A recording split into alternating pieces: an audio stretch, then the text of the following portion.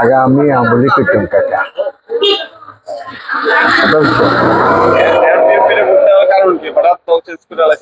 দল চেঞ্জ করার কারণ এটার নাম লই আর লাভ নাই, এটা তো বাদে হয়ে গেছে। এটা বাদ, এটার কথা কই আর লাভ হইব কি? আছে বস্তু লই আমার কথা, আছে বস্তু লই আমার বিচার। কথা বুঝেন না? আপনি নাই আই আপনারে বলাই লাভ হইব কি? আপনি আরেকটি বাংলাদেশ ছাড়ি চলে গেলেন তো আপনারে দিয়ে কিনতাম। কথা বুঝেন না?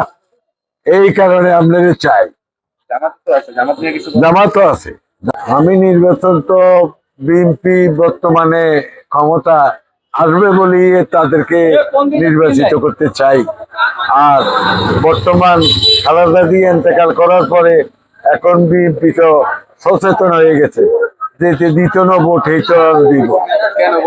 ভোট দিব কেন? সে ভালো লোক ছিল, ভালো কাজ করছে, এই হিসাবে দুর্নীতিবাজ করে নাই, এটা বাংলাদেশের রেকর্ড করে গেছে।